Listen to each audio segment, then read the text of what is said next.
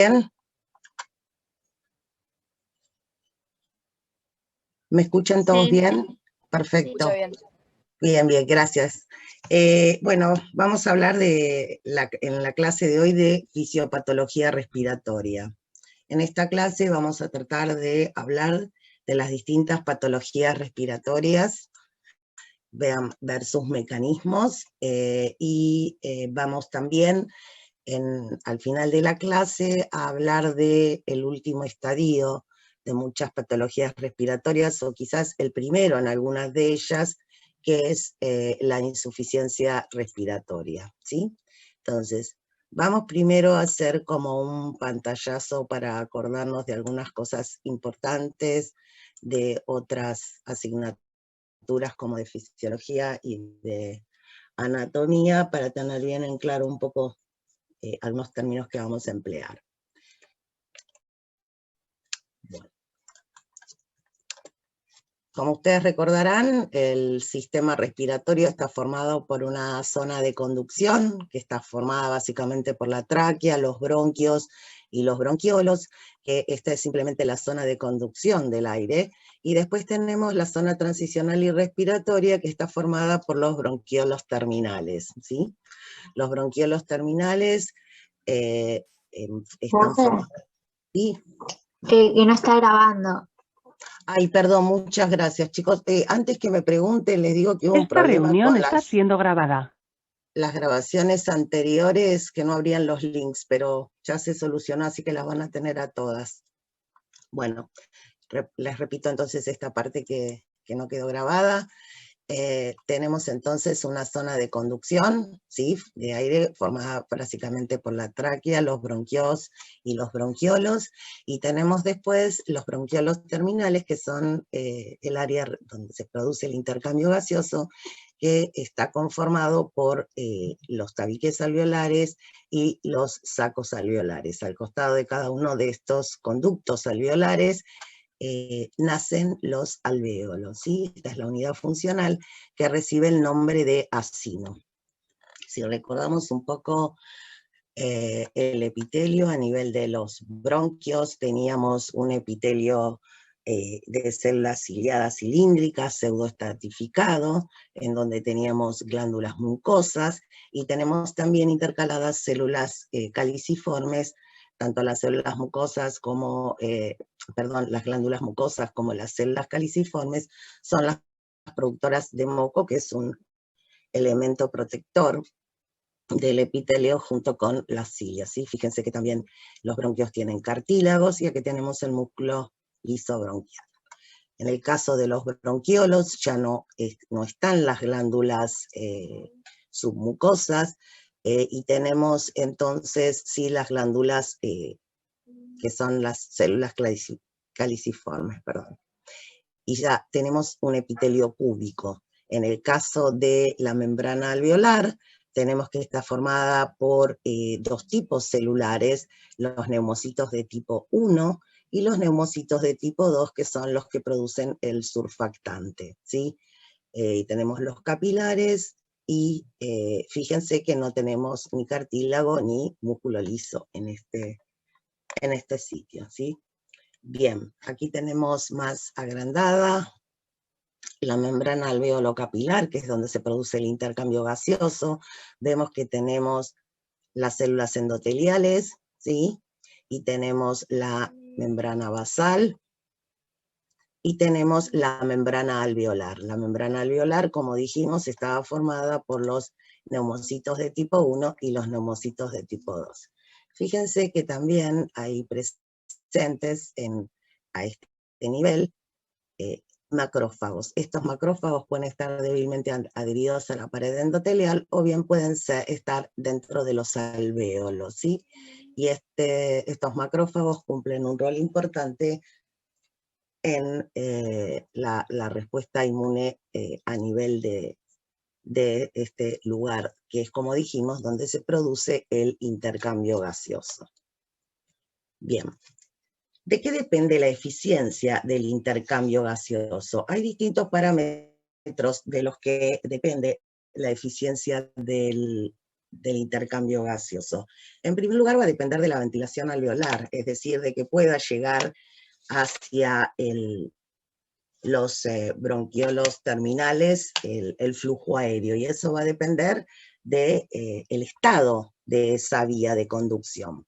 Depende de la difusión alveolo-capilar, ¿sí? Este es un proceso pasivo que se produce a nivel de la membrana alveolo-capilar, y cualquier alteración a nivel de la membrana alveolo-capilar va a afectar, por supuesto, este pasaje de este movimiento de los gases a través de la membrana alveolar. Es importante la perfusión capilar, ¿sí? Es importante la relación de la ventilación-perfusión, de este coeficiente ventilación-perfusión, que lo más óptimo es que se acerque a 1, es decir, tener alvéolos bien ventilados y bien perfundidos para que sea mayor la eficiencia de ese intercambio gaseoso. Tenemos el control de la ventilación dado por el centro respiratorio. Cualquier alteración a nivel del centro respiratorio se va a traducir en una menor eficiencia de ese intercambio gaseoso.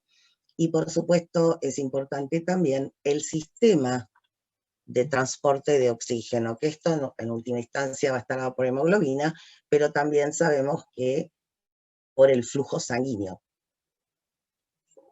Bien. En este esquema simplemente vimos las modificaciones de presiones que se producen durante la inspiración y la expiración, que permiten ya sea el ingreso o la salida del aire. La inspiración, recordemos que es un proceso activo, en donde intervienen los músculos intercostales, diafragma, mientras que la expiración es un proceso pasivo, ¿sí? En condiciones patológicas pueden los músculos accesorios favorecer el proceso expiratorio, ¿sí? Como vamos a ver que hay algunas patologías en donde esto es importante, porque si no el aire no puede ser exhalado de los pulmones. Aquí tenemos un gráfico para que recordemos de fisiología, más que nada. Esto es los volúmenes respiratorios y las capacidades respiratorias. ¿Se acuerdan que esto se medía con un espirómetro? Se pueden medir todos estos volúmenes y estas capacidades. Teníamos el volumen corriente, que era el volumen normal en cada ciclo inspiratorio y expiratorio, ¿sí? Tenemos el volumen de reserva inspiratorio, que es aquel que se produce luego de la inspiración forzada, ¿sí? Y tenemos el volumen de reserva expiratorio, que es aquel que se exhala luego por medio de una expiración forzada. Estos tres volúmenes son lo que se denominan capacidad vital. Tenemos después un volumen que queda siempre en los pulmones, que es el volumen residual, ¿sí? La sumatoria del volumen de reserva expiratorio y residual da origen a la capacidad residual. Y la sumatoria de los 4 volúmenes respiratorios es lo que da la capacidad pulmonar total, ¿sí? Esta capacidad,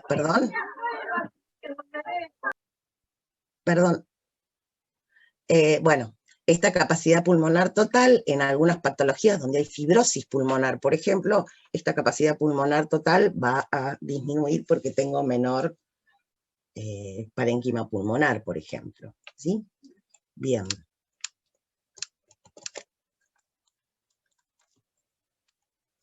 Aquí tenemos unas imágenes donde podemos ver las distintas situaciones de la ventilación-perfusión alveolar. Vemos este primer caso, que es, como dice acá, ideal, porque son aquellas, aquí tenemos las unidades alveolares que están bien perfundidas y a su vez están bien ventiladas, ¿sí? Entonces esto permite una correcta oxigenación de la sangre. En este caso es lo que se llama llanto cortocircuito, en donde tenemos que hay unidades, ¿sí?, que están perfundidas, pero no están ventiladas. Y esto es importante, ¿por qué? Porque la sangre venosa directamente, que necesita ser oxigenada, no lo es, porque no están los alvéolos perfundidos, ventilados. Entonces se mezcla con la sangre que sí se oxigena en las otras unidades ventilatorias. Esto es una causa grave de hipoxemia, porque hay patologías en donde hay áreas importantes de cortocircuito o shunt, como son, por ejemplo, las neumonías graves, el síndrome de distrés respiratorio agudo, y también los edemas. ¿Sí? En esos casos se observan áreas importantes de cortocircuito y eso se asocia con una severa hipoxemia. Perdón. Bueno. O avanza una o no avanza, o avanzan varias juntas. En este caso, en este esquema, lo que vemos es la presencia de un espacio muerto, porque fíjense que tenemos un alvéolo que está ventilado, pero no está perfundido, ¿sí? Entonces, en este caso, lo que vemos entonces es que esto corresponde a un espacio muerto, ¿sí? O sea, es una pena porque al no estar perfundido, no puede oxigenar esa sangre. Y aquí tenemos el caso donde vemos que en esta vía, en esta porción de la vía aérea hay un estrechamiento, entonces si bien ingresa aire no es suficiente, ¿sí? Está bien perfundido, y fíjense que en este caso tenemos que está como compensado por la otra unidad funcional. De estas variaciones de ventilación por fusión hay distintos grados, ¿sí? Pueden ocurrir situaciones en donde estén menos ventilados o bien perfundidos, o más perfundidos, menos ventilados. Por eso se habla en realidad de desequilibrios del coeficiente de ventilación-perfusión, ¿sí? Lo que es importante recordar son los cortocircuitos, porque esos son los que se asocian con mayor hipoxemia. Aquí tenemos una serie de síntomas y signos en las enfermedades respiratorias. Todas estas manifestaciones clínicas se asocian con enfermedades respiratorias, ¿sí? La disnea es uno de los principales, y recuerden que siempre que hay una menor distensibilidad del parénquima pulmonar, va a aparecer disnea. Por eso aparece disnea cuando hay edema intersticial, ¿sí? Vamos a ver que en el caso de la fibrosis pulmonar también, en el caso de las enfermedades pulmonares obstructivas también. Es decir, la disnea siempre está en relación a una mayor rigidez de ese parénquima pulmonar que no se puede expandir normalmente. Recuerden que había distintos grados de disnea, ¿sí? Disneas que se podrían evidenciar, por ejemplo, luego de esfuerzos extenuantes, o bien disnea que aparece con algún esfuerzo no tan importante, o bien los casos más graves que son la disnea en reposo, ¿sí? Tenemos también la tos es un síntoma común de la mayoría de las patologías respiratorias. Lo importante de la tos es tener en cuenta cuánto tiempo de evolución tiene, si esa tos es productiva o es una tos seca. Si es una tos productiva, hay un esputo, ¿sí? Y esa expectoración, lo importante es ver si ese esputo, la coloración que tiene, porque orienta hacia alguna u otra patología. No es diagnóstico, pero es importante porque hay patologías respiratorias que cursan con tos productiva y otras con tos seca. La hemoptisis es otro síntoma que está asociado con enfermedades respiratorias, y la hemoptisis es la eliminación de sangre por boca proveniente del tracto respiratorio, ¿sí? Y eso ocurre en casos de edema, por ejemplo, donde se produce la ruptura de pequeños capilares, y también ocurre en el cáncer broncopulmonar, ¿sí?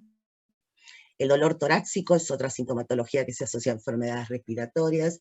En el caso, recuerden que el pulmón no duele, ¿sí? Es decir, que cuando hay dolor torácico en relación con el aparato respiratorio, generalmente son alteraciones a nivel de la pleura, ¿sí? En muchas neumonías hay pleuritis como resultado de la contigüidad de la pleura con la zona del pulmón que está infectada, entonces en esos casos hay dolor torácico. Taquipnea, que es el aumento de la frecuencia respiratoria, puede haber cianosis. Recordamos que cuando hablamos de las patologías cardiovasculares, que hablamos de insuficiencia cardíaca, dijimos que podía haber cianosis. Recuerden que la cianosis es la coloración azulada de piel y mucosas, y que esto obedece al aumento de la hemoglobina desoxioxigenada, y que podía ser central si el problema del intercambio gaseoso estaba a nivel del pulmón, o bien podía ser periférica cuando el intercambio estaba a nivel, la alteración del intercambio ocurría a nivel del intercambio gaseoso a nivel de los tejidos periféricos, ¿sí? Después tenemos los ruidos pulmonares, que son ruidos que generalmente se pueden ocultar y que son orientativos de distintas patologías pulmonares. Aquí tenemos un esquema donde vemos los distintos ruidos pulmonares y donde se escuchan, ¿sí? Generalmente cuando hay obstrucciones a nivel de la vía aérea central o de la vía alta, se escuchan ruidos más estridentes que reciben el nombre de estridor. En las vías aéreas periféricas o inferiores bajas están los ruidos que se denominan roncus y sibilancias. Los roncus son ruidos groseros, que en realidad lo que está indicando son la presencia de abundantes secreciones en las vías de mayor calibre, ¿sí? Mientras que las sibilancias son ruidos que se asocian a una estrechez de la vía aérea, como ocurre, por ejemplo, en el asma, ¿sí? Hay una estenosis de los bronquios, ¿sí? Entonces, ese tipo de ruidos se denomina sibilancia. Y después tenemos los ruidos del parénquima pulmonar, que los principales son los que se llaman estertores, que pueden ser secos o crepitantes, ¿sí? Tienen un ruido como el velcro cuando lo despegan, ¿sí? Ese tipo de ruidos secos aparece, por ejemplo, en las neumonías, y los estertores húmedos lo que está indicando es la presencia de líquido en los bronquiolos y los alvéolos, es decir, en la presencia de un edema, por ejemplo, vamos a encontrar estertores húmedos. Después, a nivel de pleura, el roce pleural, ¿sí? Así como hablábamos en las enfermedades cardíacas, el roce pericárdico, cuando hay inflamación de la pleura, el ruido que se escucha es lo que se llama roce pleural. Estos son los ruidos más importantes que se pueden ocultar. El ruido normal que hacen los pulmones al inspirar y expirar aire es lo que se llama murmullo vesicular. Bien, las patologías pulmonares las podemos dividir en tres grandes grupos que afectan las vías aéreas, el intersticio pulmonar o el sistema vascular pulmonar. En realidad esta clasificación es simplemente didáctica, porque en realidad cuando se afecta un compartimento se termina afectando el otro, así que no es tan así, digamos, esta clasificación, por la razón que les acabo de decir. Vamos a hablar en primer término de la atelectasia, ¿sí? ¿Qué es la atelectasia? La atelectasia la podemos definir como la pérdida del volumen del pulmón provocada por una inadecuada expansión de los espacios aéreos. Es decir, la atelectasia no es otra cosa que el colapso del pulmón, ¿sí? El colapso de determinadas áreas o del pulmón en sí. Bien, ¿qué es lo que ocurre entonces cuando hay un colapso pulmonar? Esto va a generar, ¿sí?, áreas del pulmón que van a estar mal ventiladas, ¿sí?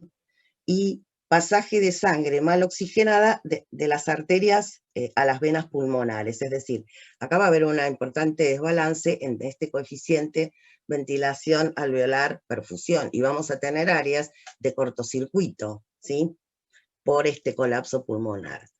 De acuerdo al mecanismo, digamos, y la distribución del colapso alveolar o la atelectasia se divide en tres grupos: reabsorción, por compresión o por contracción. La atelectasia por reabsorción es el colapso que ocurre cuando, por ejemplo, una obstrucción impide que el aire llegue, es decir, que el aire pueda llegar a los extremos distales, ¿sí?, donde se produce el intercambio gaseoso. Entonces, el oxígeno retenido en los alvéolos se reabsorbe, ¿sí? Esto es lo que ocurre, por ejemplo, y se produce el colapso alveolar. Esto es lo que ocurre, por ejemplo, en las bronquitis crónicas, ¿sí? En el asma bronquial, cuando se produce aspiración de cuerpos extraños, ¿sí? Entonces, en esos casos lo que ocurre es la atelectasia por reabsorción. Otro tipo de atelectasia dijimos que era por compresión. En ese caso se produce atelectasia por compresión cuando se acumula, por ejemplo, un exudado o sangre en la cavidad pleural y comprime las estructuras pulmonares y esta parte del pulmón colapsa, ¿sí? Estos dos tipos de atelectasia son reversibles. Sin embargo, este tercer tipo por contracción es la atelectasia al colapso pulmonar que ocurre cuando existe fibrosis local o difusa, ¿sí? Que afecta tanto al parénquima como la pleura, ¿sí? Bien. Otra de las patologías frecuentes es el edema agudo de pulmón. Nosotros ya hablamos del edema agudo de pulmón cuando hablamos de insuficiencia cardíaca, izquierda en particular, y dijimos que ese edema agudo de pulmón era provocado por un aumento de presión hidrostática capilar, ¿sí? El edema agudo de pulmón es la acumulación de líquido en el espacio intersticial y básicamente en los alvéolos, ¿sí? Por eso hablamos de edema agudo de pulmón. Entonces, ¿cuáles son los mecanismos? Uno es el que ya vimos, ¿sí? El incremento de la presión hidrostática capilar a nivel del pulmón. En esos casos, el aumento de presión hidrostática favorece la salida de líquido al intersticio y la salida hacia los alvéolos, ¿sí? En esos casos tenemos que el sistema linfático no puede, se ve superado para drenar ese líquido que sale al intersticio. Este tipo de edema recibe el nombre de edema cardiogénico, ¿sí? Porque obedece a un aumento de presión hidrostática y lo que se forma es un trasudado. Este tipo de edema entonces es el que vemos en la insuficiencia cardíaca izquierda o en un infarto agudo de miocardio importante. Pero existe otro mecanismo también que es importante en la formación del edema agudo de pulmón y es el edema que se produce por incremento de la permeabilidad vascular. Es decir, en este caso, cuando hay aumento de la permeabilidad vascular, no solo va a salir líquido, sino también acompañado de proteínas, y en este caso tenemos una reacción inflamatoria, por lo que lo que se forma no es un trasudado, sino es un exudado, ¿sí? En este caso no hay aumento de la presión hidrostática, sino que hay aumento de la permeabilidad vascular. Y esto es lo que ocurre en el síndrome de distrés respiratorio agudo, que es lo que vamos a ver a continuación. Tenemos otras causas de edema agudo de pulmón que son menos frecuentes, por eso se las puse en otro color. Uno es por disminución de la presión oncótica, ¿sí? Bueno, esto, cuando ustedes saben que cuando hay una disminución de la presión oncótica también se favorece la salida de líquido al intersticio y puede llegar así a los alvéolos. Esto puede ocurrir, por ejemplo, en hepatopatías, ¿sí? Donde está afectada la síntesis proteica, o bien también se puede observar en el síndrome nefrótico. Síndrome nefrótico es un síndrome renal, ya lo van a ver en detalle, en donde hay una alteración a nivel de la membrana de filtración glomerular, y esto hace que se pierda gran cantidad de proteínas por la orina, ¿sí? Entonces eso genera una importante disminución de la presión oncótica. Otra de las causas de edema agudo de pulmón, seguramente ustedes lo deben haber escuchado, es el edema agudo de pulmón que ocurre a grandes alturas, es decir, personas que ascienden a grandes alturas sobre el nivel del mar y no hay aclimatación previa. En esos casos lo que se produce es vasoconstricción hipóxica, ¿sí? Lo que va a ocurrir es que se produce un aumento de la presión en la vena pulmonar, ¿sí? Como resultado de una menor presión parcial de oxígeno, y eso entonces favorece la aparición del edema agudo de pulmón. El edema, en general, la sintomatología que da un edema es disnea, taquicardia, respiración superficial, puede haber una tos seca inicial, ¿sí? E incluso puede toser y expectorar un líquido espumoso rosado, es decir, hay hemoptisis, y por supuesto va a haber cianosis. Esa es la sintomatología que generalmente acompaña a un edema agudo de pulmón. Y recordemos que en el edema agudo de pulmón hay áreas, ¿sí?, importantes de cortocircuito, ¿sí? Va a haber perfusión de alvéolos que no están ventilados. Entonces, eso contribuye a que aparezca la hipoxemia, y es una hipoxemia severa. Ustedes saben que el edema agudo de pulmón es una urgencia médica que debe ser tratado, ¿sí? Bien, el edema agudo de pulmón, nosotros vieron que hablábamos de edema intersticial, alveolar. Bueno, en realidad la formación del edema es secuencial, ¿sí?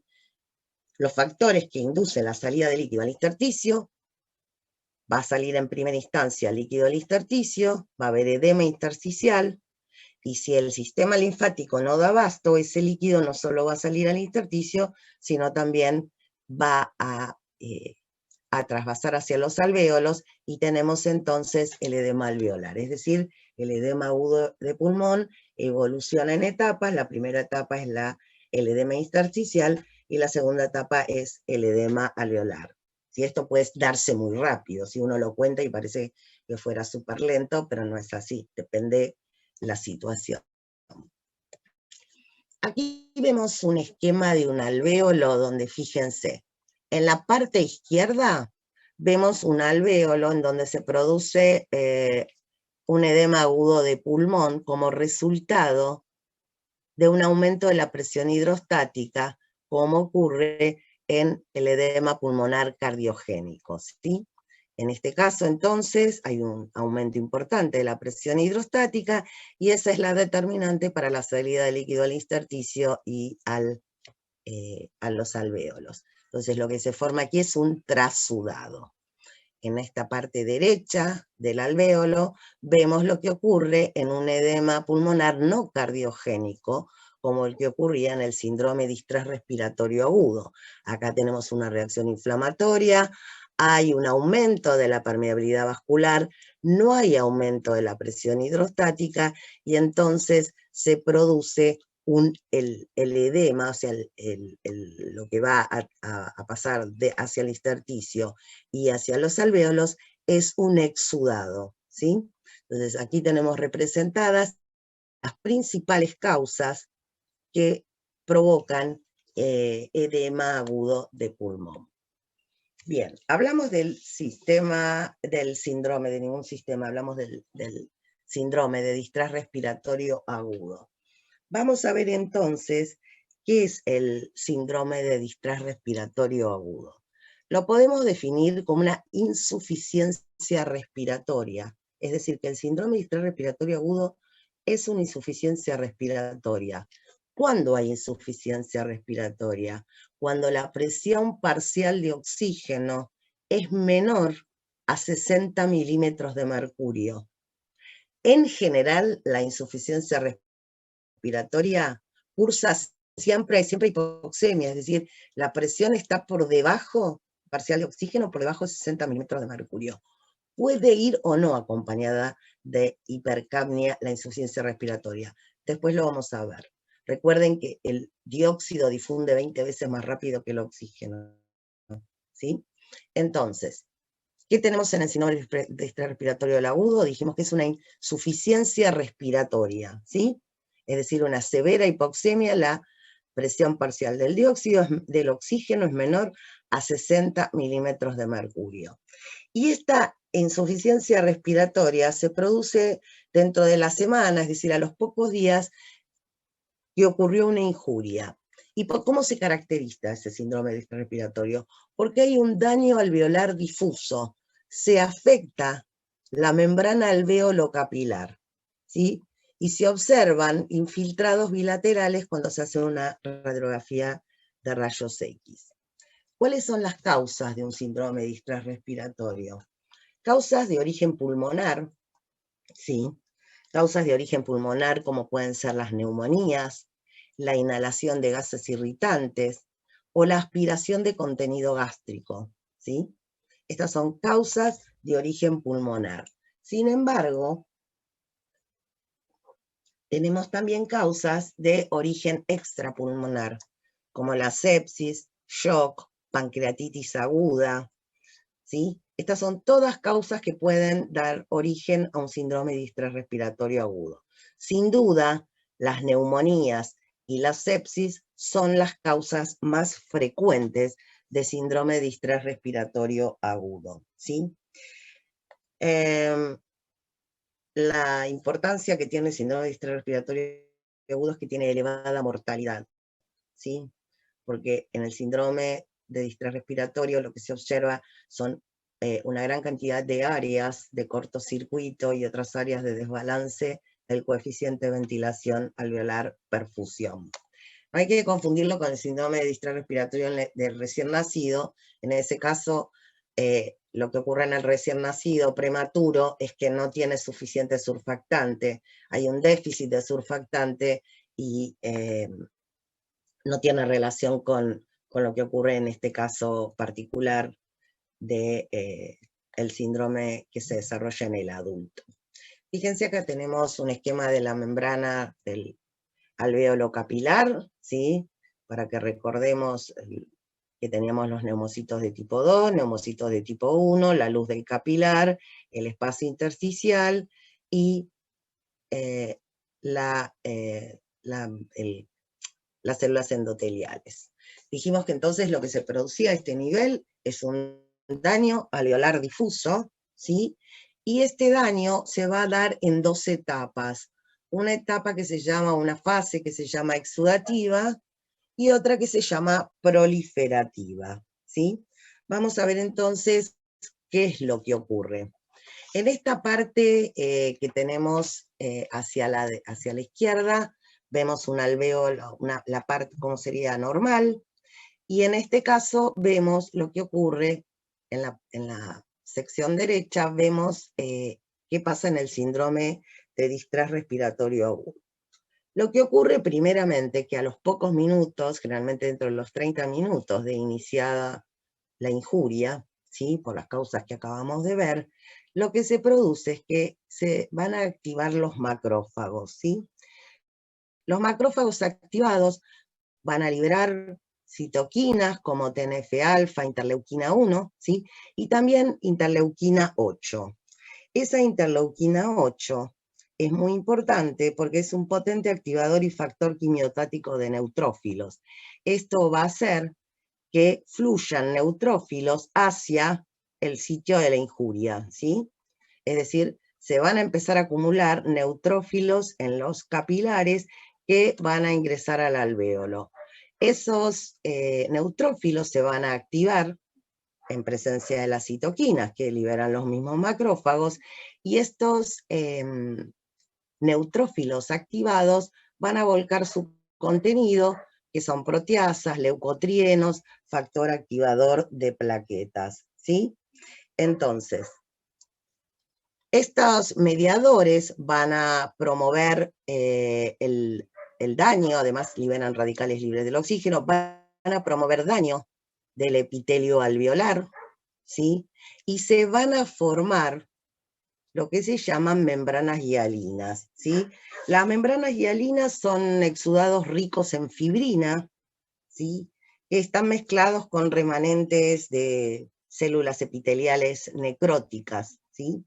Entonces, como resultado de esta situación, va a haber una congestión pulmonar, va a haber necrosis de células epiteliales alveolares, va a estar aumentada la permeabilidad vascular y eso va a favorecer el pasaje de líquido hacia el espacio intersticial y hacia el alvéolo.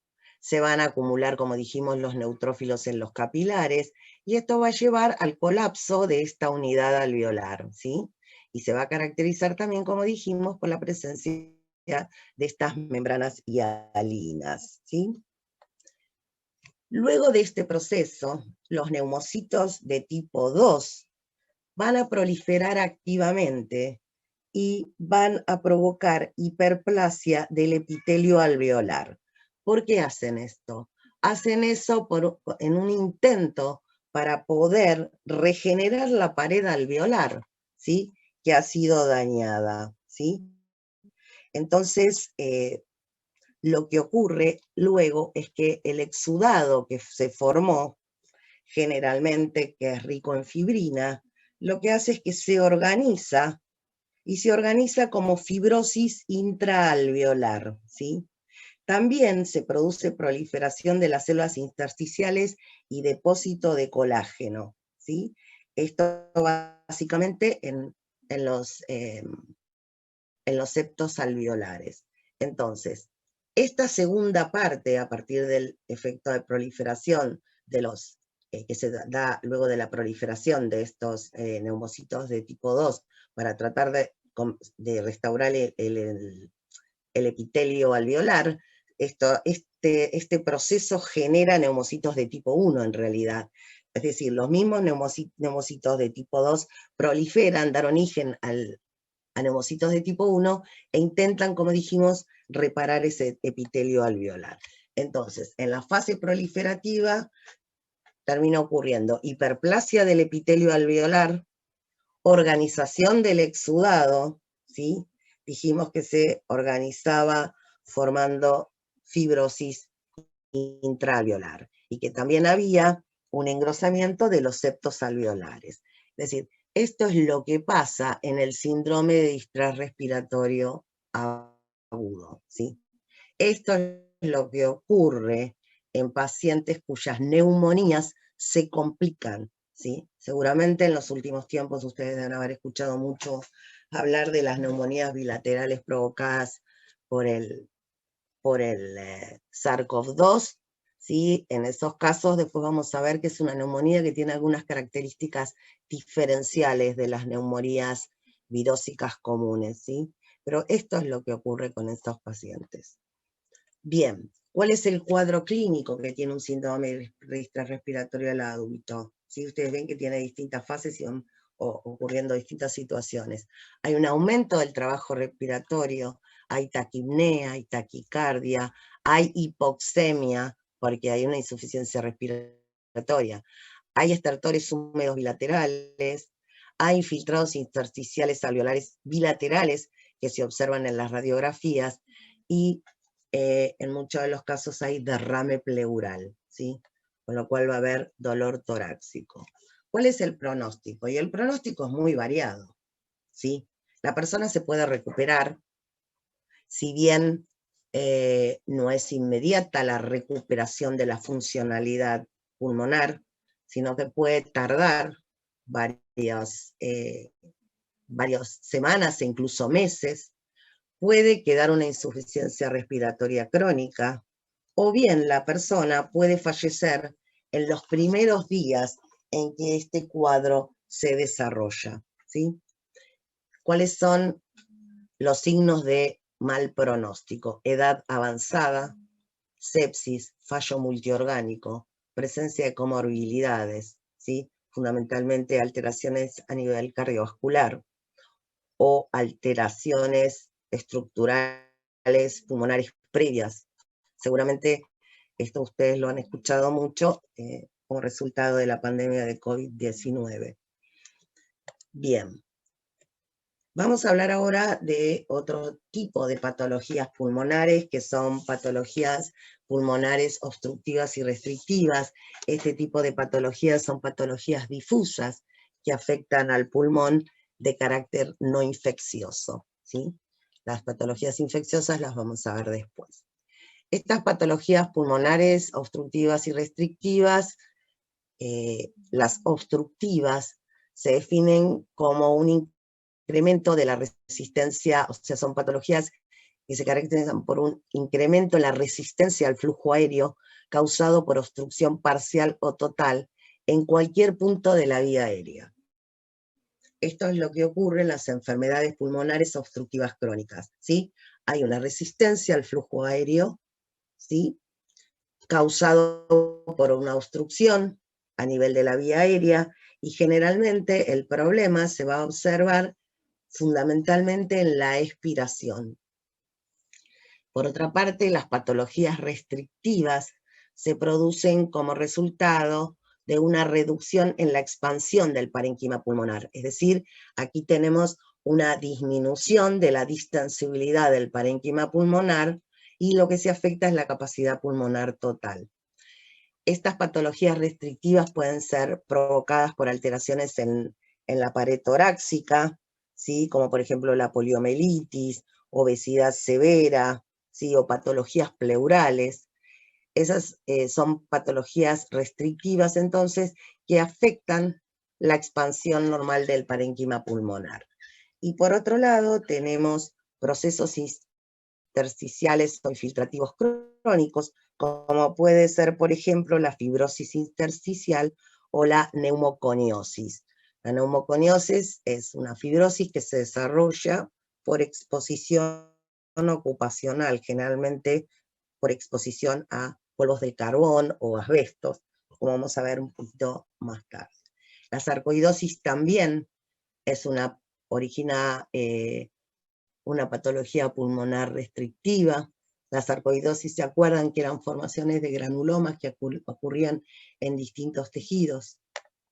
Vamos a ver entonces las patologías obstructivas y en particular las enfermedades pulmonares obstructivas crónicas, que son patologías muy frecuentes.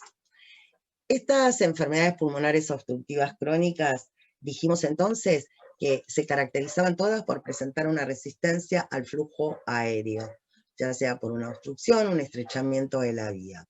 Fíjense que aquí tenemos las principales patologías pulmonares obstructivas crónicas, que son el enfisema, la bronquitis crónica y el asma. Las bronquiectasias también son patologías pulmonares obstructivas crónicas, pero no son patologías primarias, sino que derivan de otra patología, como vamos a ver más tarde, pero también es una patología pulmonar obstructiva crónica. ¿Qué pasa en estos casos?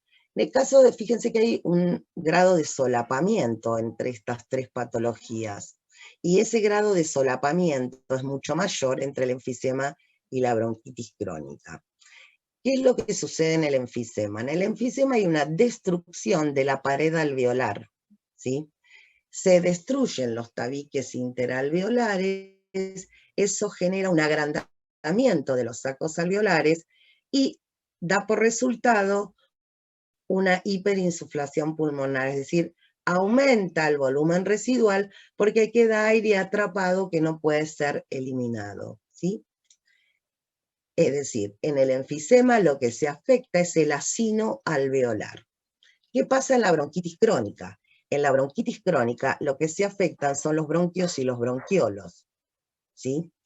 Y generalmente lo que ocurre es un proceso inflamatorio con hipersecreción mucosa que genera tapones de mucus que provocan obstrucción de la vía aérea.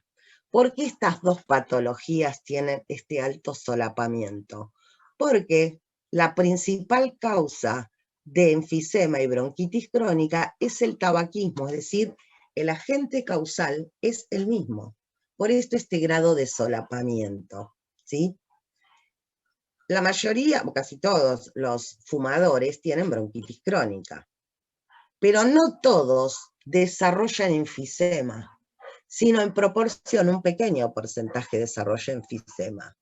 ¿Qué está indicando esto? Que de alguna manera hay un componente genético que hace a ese individuo susceptible a desarrollar enfisema.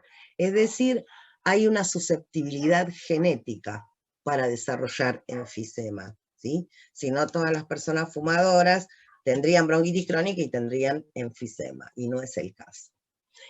En el asma tiene un agente etiológico diferente, y básicamente el asma lo que ocurre es una broncoconstricción que genera estrechamiento de la vía aérea.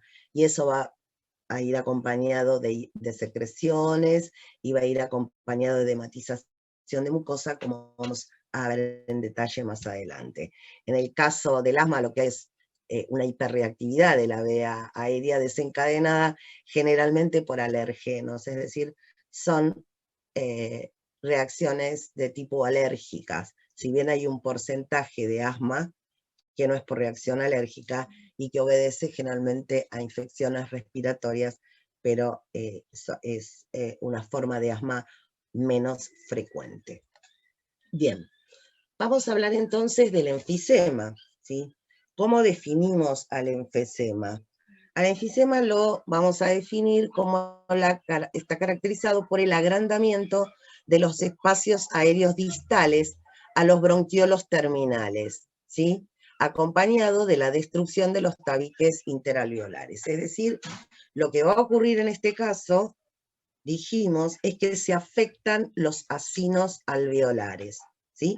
A diferencia de la bronquitis crónica. Hay distintos patrones de enfisema, ¿sí?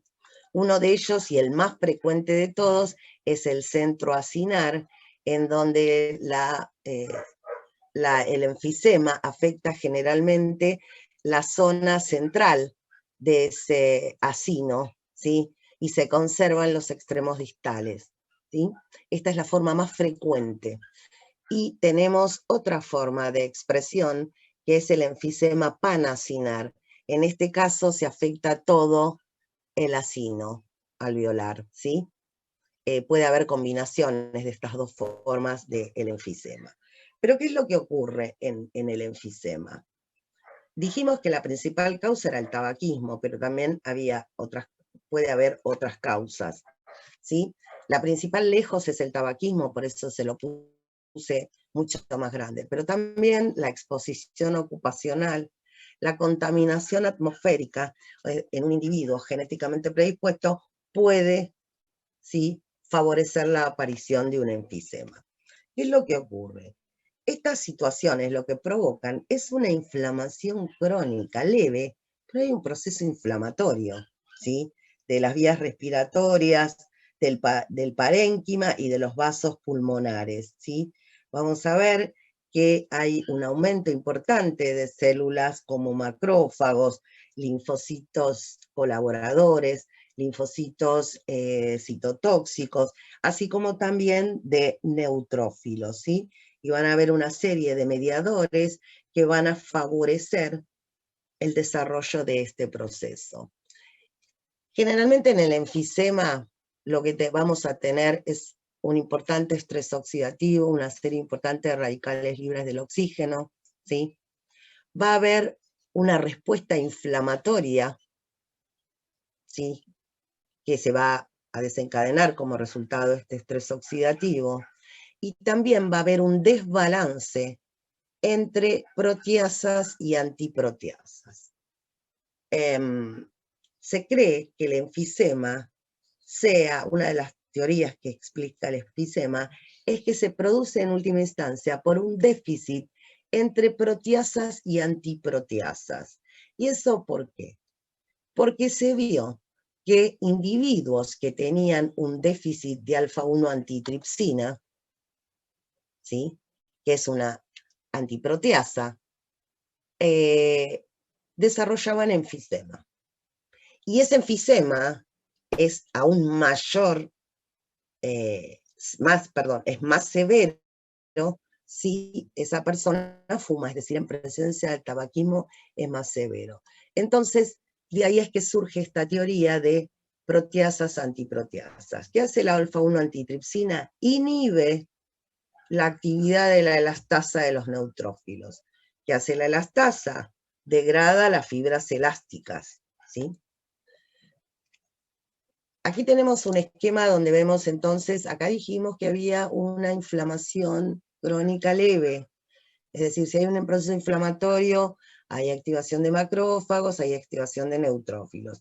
Además de liberar citoquinas y mediadores inflamatorios, estos tipos celulares también liberan elastasa y metaloproteinasas, ¿sí? La elastasa puede degradar las fibras elásticas y estas proteasas pueden degradar las fibras elásticas y el colágeno a nivel pulmonar. Pero ¿qué ocurre? Normalmente las antiproteasas, ¿sí?, lo que van a hacer es inhibir esta situación.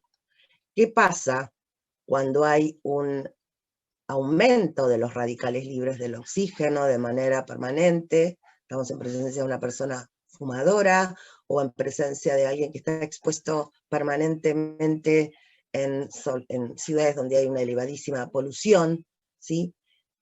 Estas antiproteasas no van a ser suficientes y además en presencia de los radicales libres se van a oxidar, ¿sí? Y las defensas antioxidantes del organismo no van a alcanzar. Por ende, esto se desbloquea y entonces provoca la degradación de las fibras de elastina y colágeno y se genera el enfisema, se produce la ruptura de los tabiques interalveolares, el agrandamiento de los sacos aéreos y por supuesto lo que va a disminuir es la retracción elástica del pulmón y eso que va a provocar que se cierren prematuramente, ¿sí?, las vías aéreas más pequeñas durante la expiración. Vamos a ver, acá tenemos un esquema un poquito más detallado. Decíamos entonces que el humo presente en el tabaco, acá ponemos al tabaco porque es el agente etiológico más frecuente.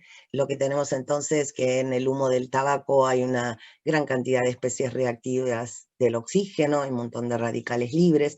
Esos radicales libres, como ustedes saben, provocan daño celular, pueden provocar daño tisular, afectan las macromoléculas, ¿sí? Y por otro lado, los radicales libres del oxígeno oxidan las antiproteasas, ¿sí? Entonces, aquí teníamos una respuesta inflamatoria, donde había mediadores como interleuquina 8, ¿sí?, leucotrienos, TNF-alfa. Recuerden que la interleuquina 8 favorece es un factor quimiotractante y activador de neutrófilos, ¿sí?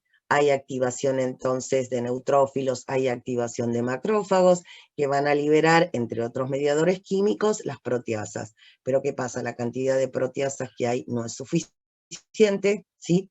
Y entonces se produce este desbalance de proteasas antiproteasas que da por resultado un aumento de la actividad de la elastasa de los neutrófilos, ¿sí?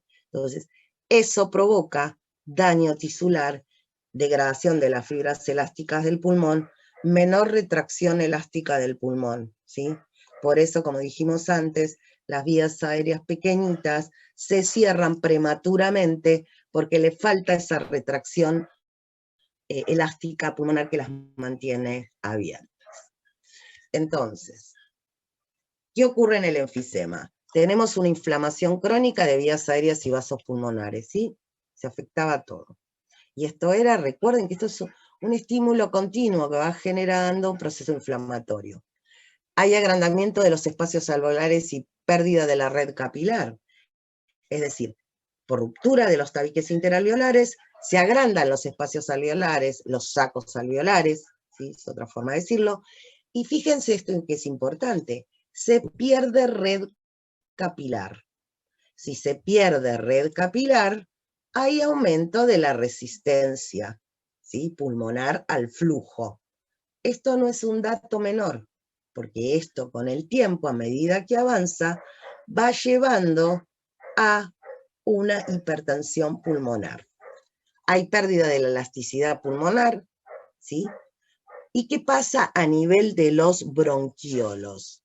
A nivel de los bronquiolos, generalmente lo que se va a observar es la metaplasia de células caliciformes, ¿sí?, en una respuesta adaptativa frente a este insulto constante, y hay formación de tapones mucosos. Hay infiltración inflamatoria, como dijimos, representada por neutrófilos, macrófagos, linfocitos T colaboradores y citotóxicos, y se produce hipertrofia del músculo liso y fibrosis peribronquial, ¿sí?, como resultado de este proceso. Toda esta situación va a llevar a desequilibrios en el coeficiente ventilación alveolar perfusión. ¿Cuál es el cuadro clínico del enfisema? Este paciente va a presentar disnea, tiene un parénquima pulmonar más rígido, sí es menos distensible, taquipnea. Se los llama sopladores rosados, porque estos pacientes tienen disnea, entonces hiperventilan, y de esa manera mantienen los gases y la adecuada oxigenación de la hemoglobina, ¿sí?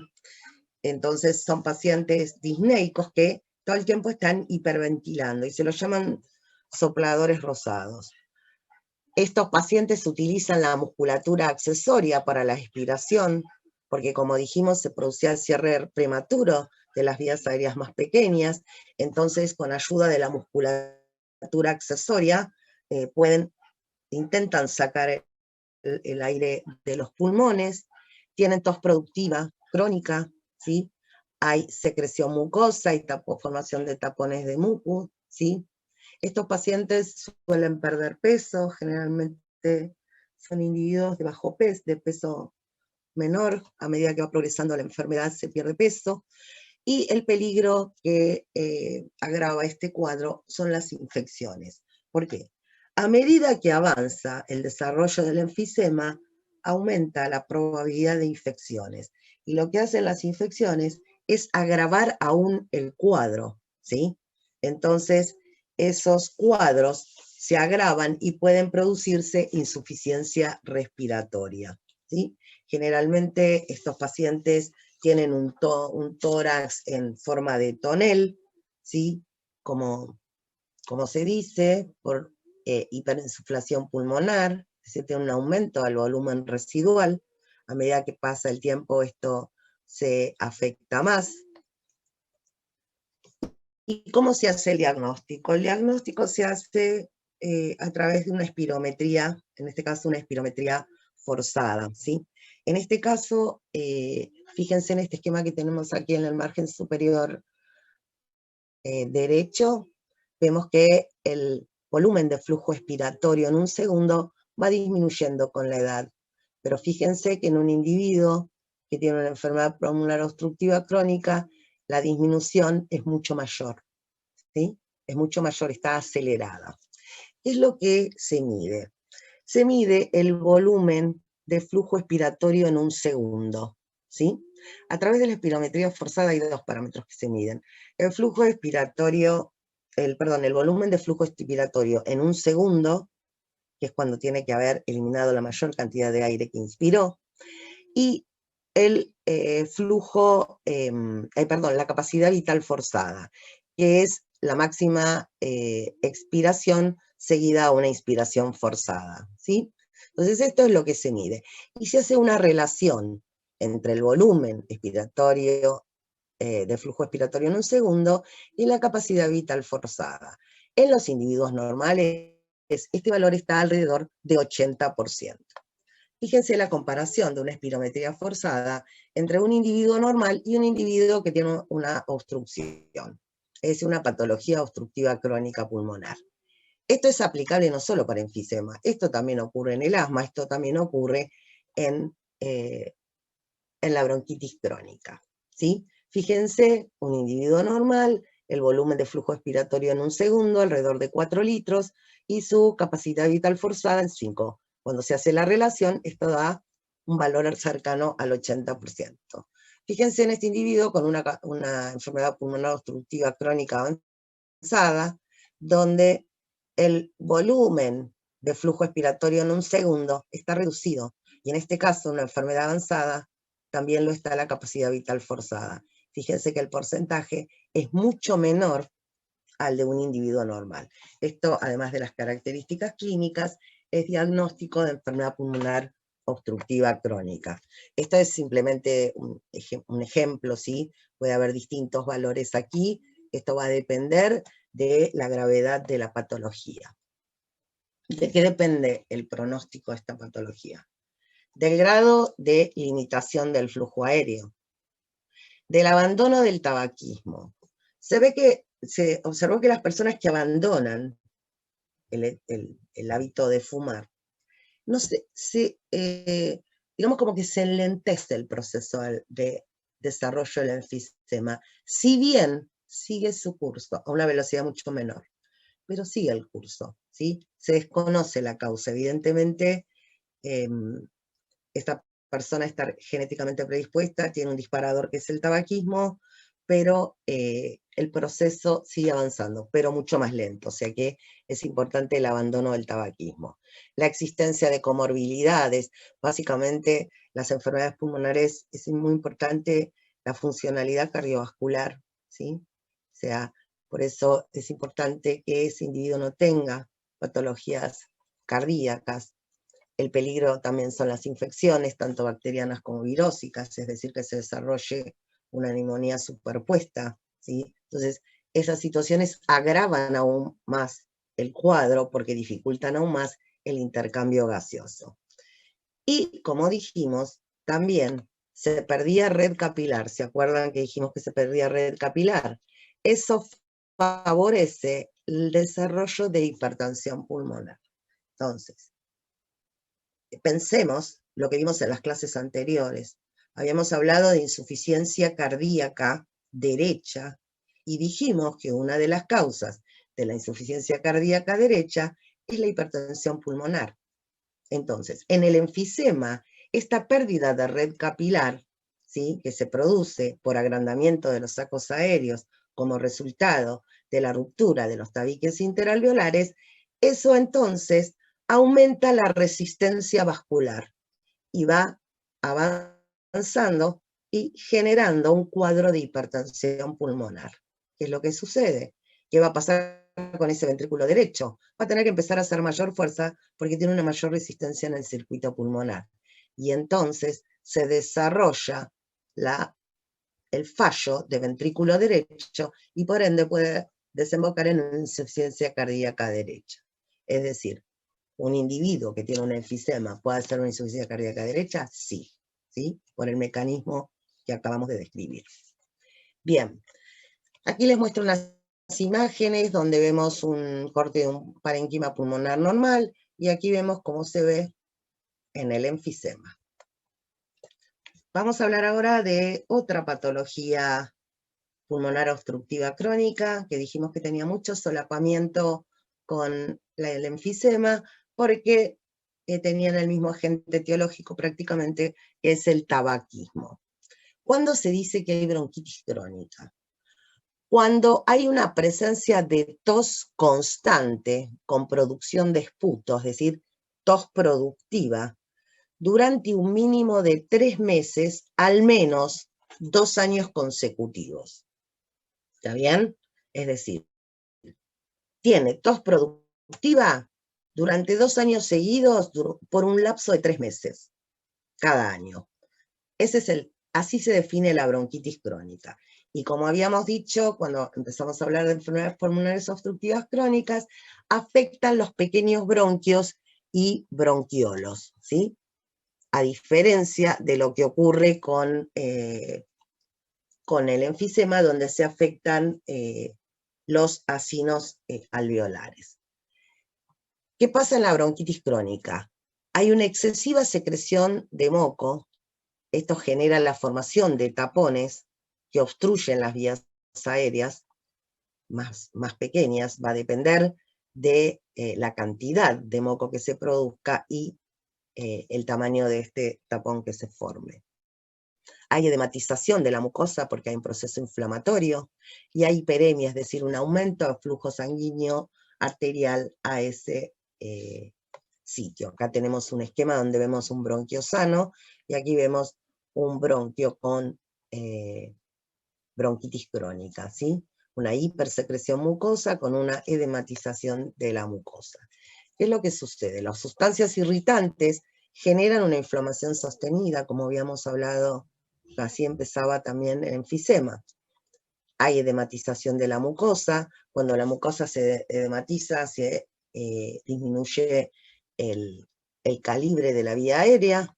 Hay hipertrofia de glándulas submucosas, hiperplasia de células caliciformes, ¿sí? Y esto genera una hipersecreción de moco formando estos tapones de moco que obstruyen las vías aéreas, ¿sí? Bien, ¿cuál es el cuadro que acompaña a una bronquitis crónica? Tos productiva, disnea de esfuerzo, hipoxemia y puede haber cianosis e hipercapnia, pero en los casos más graves. Es decir, las bronquitis crónicas se pueden descompensar, por ejemplo, por infecciones. Esto entonces puede provocar un cuadro de hipoxemia, ¿sí? Se habla de hipoxemia cuando la presión parcial del oxígeno es menor de 80 y cuando es menor de 60, insuficiencia respiratoria, ¿sí?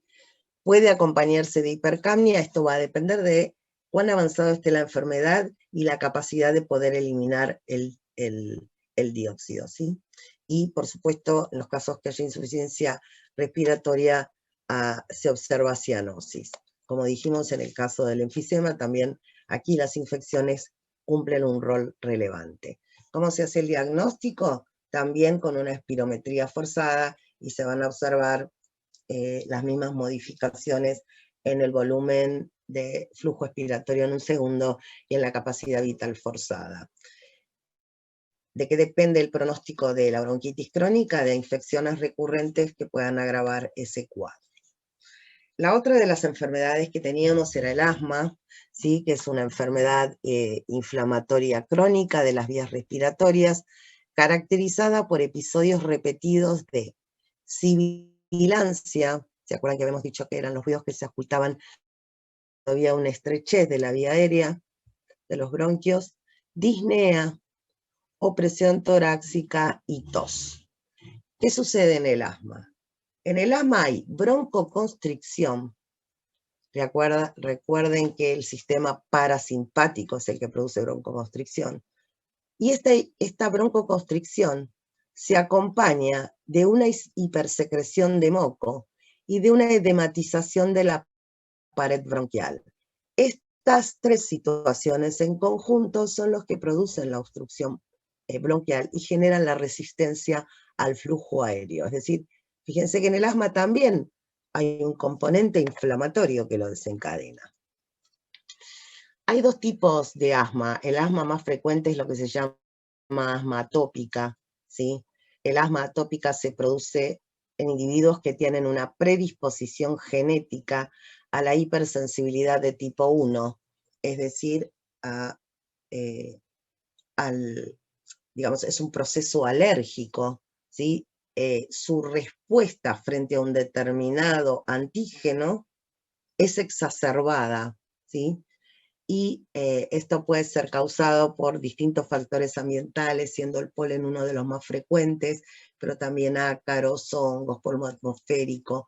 Hay una serie de alergenos que en estas personas que están genéticamente predispuestas desarrollan una respuesta inmune exagerada.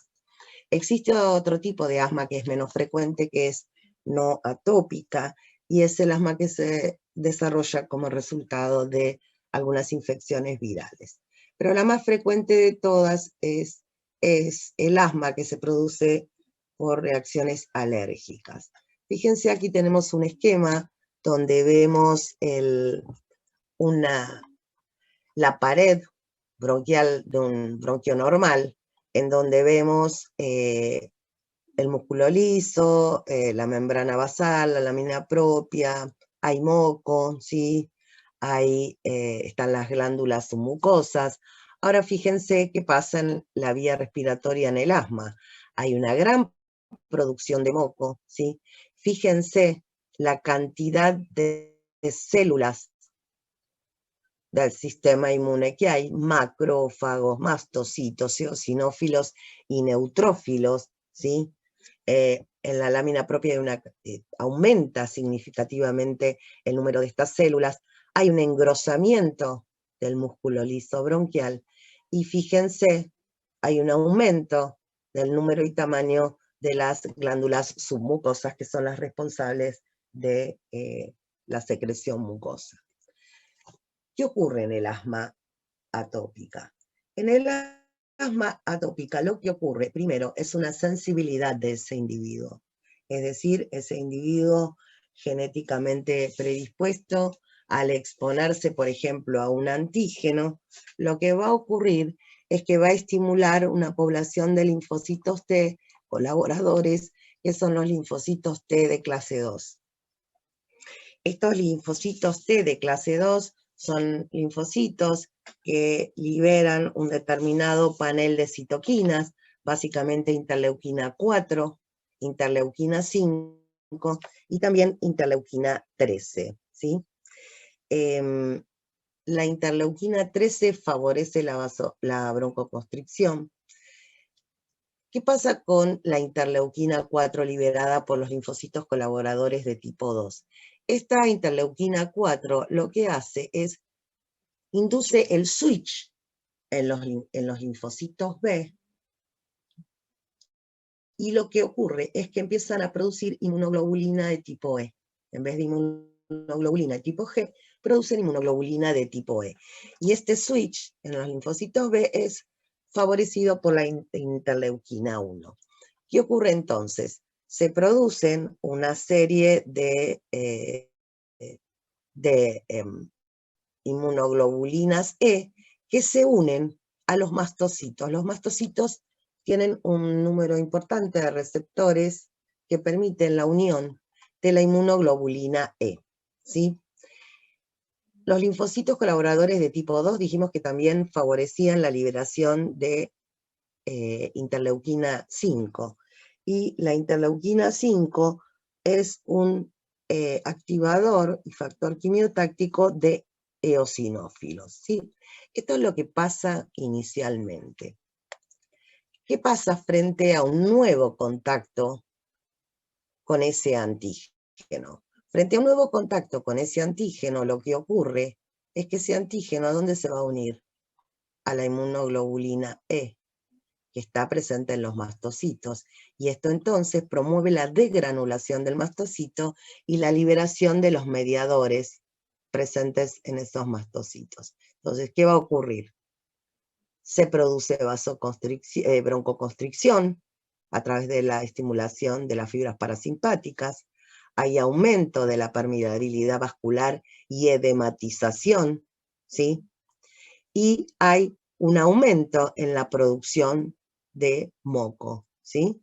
Es decir, aumenta las secreciones mucosas, se produce broncoconstricción y se produce edematización, ¿sí? Y aumento de la permeabilidad vascular.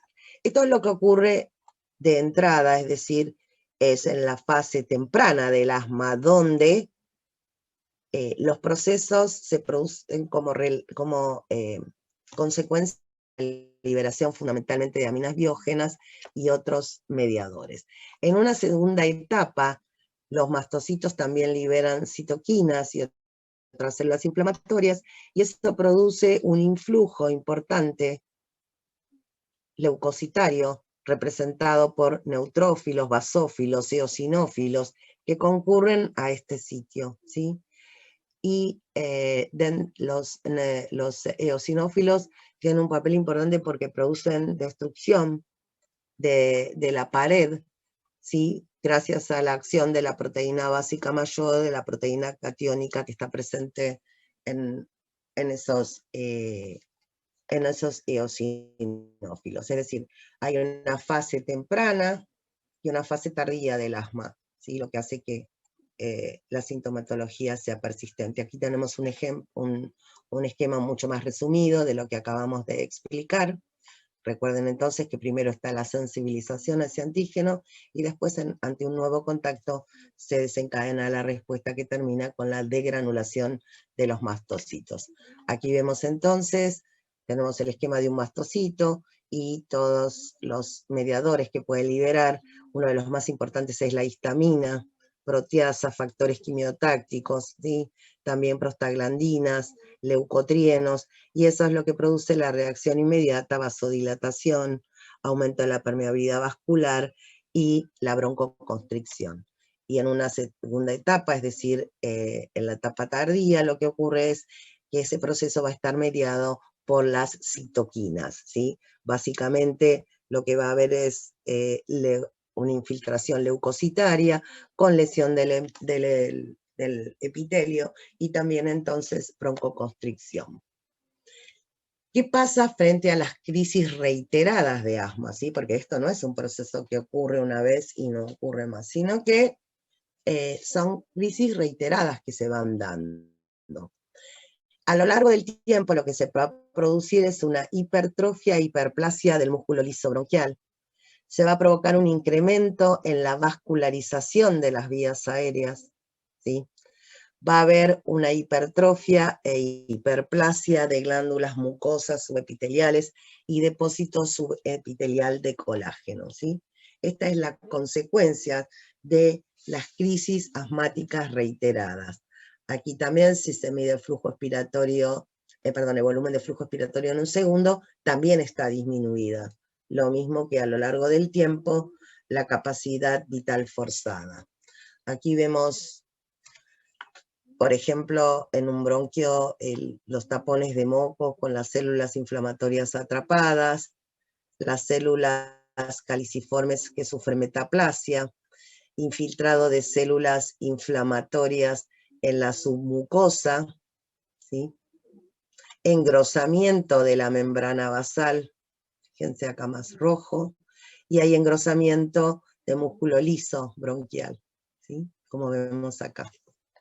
Acá tenemos un esquema donde se resumen ante crisis reiteradas, entonces lo que decíamos antes, hiperplasia de las glándulas mucosas, la formación de nuevos vasos, esta fibrosis subepitelial y la hiperplasia y la hipertrofia del músculo liso bronquial.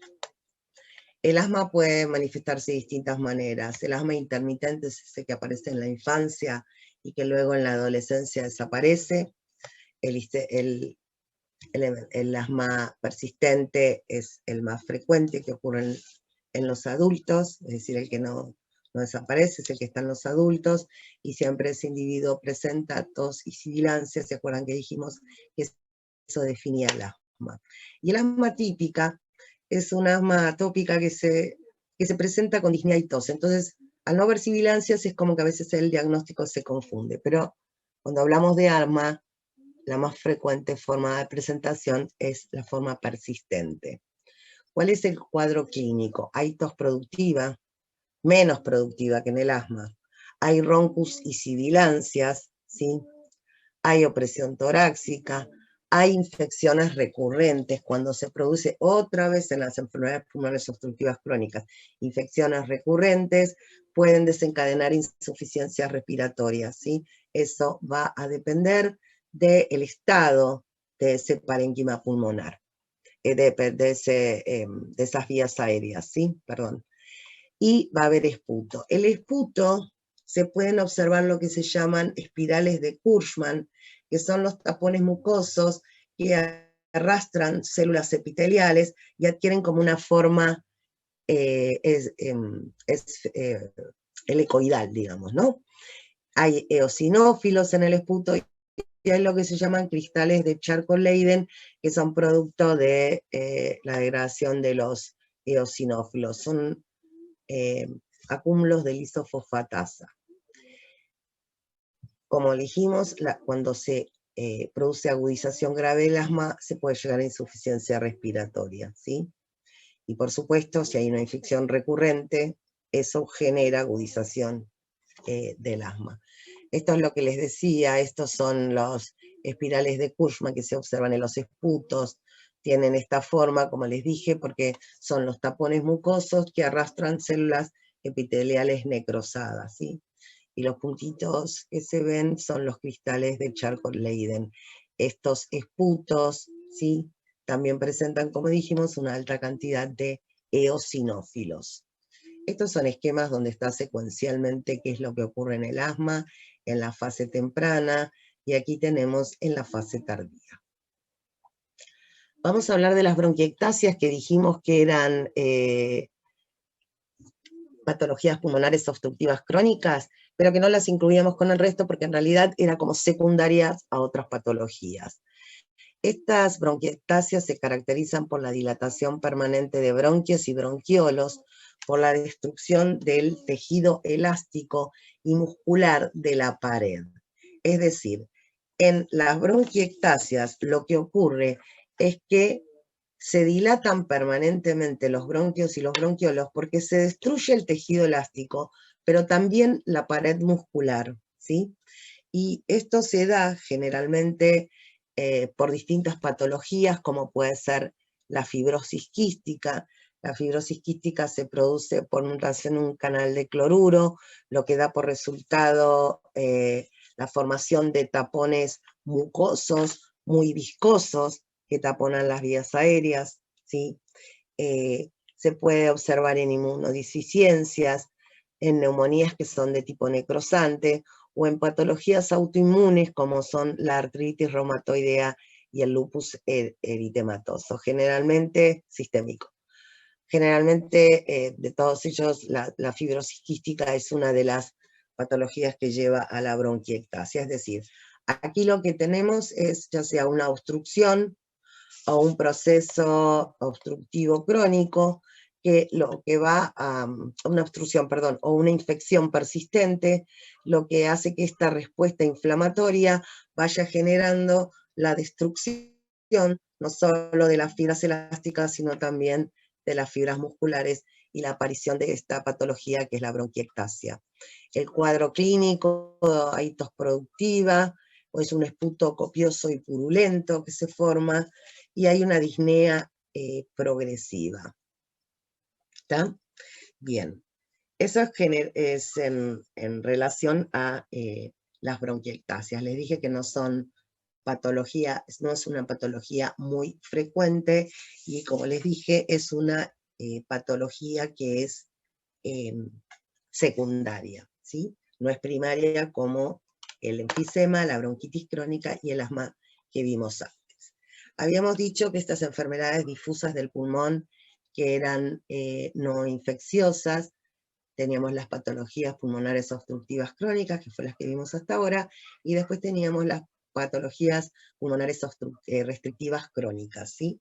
En este caso, las patologías pulmonares restrictivas crónicas son un grupo heterogéneo de alteraciones caracterizadas por inflamación y fibrosis del tejido conjuntivo pulmonar que afectan las paredes alveolares. Si recuerdan, dijimos que había algunas patologías restrictivas que afectaban la pared,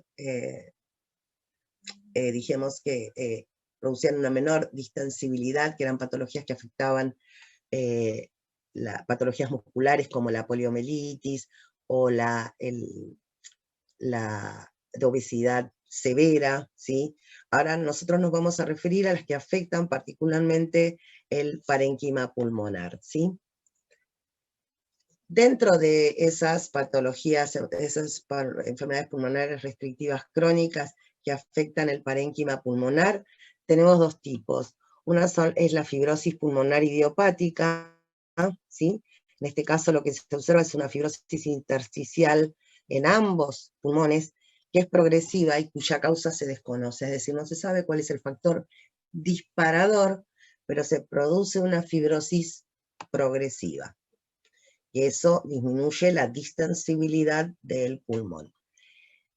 Otra de las patologías es la neumoconiosis. Las neumoconiosis se producen como resultado de fibrosis intersticial progresiva, pero que se produce como resultado de la inhalación continua de polvo mineral presente en lugares de trabajo, como por ejemplo el polvo del carbón en las minas de carbón, sílice, asbestos, ¿sí?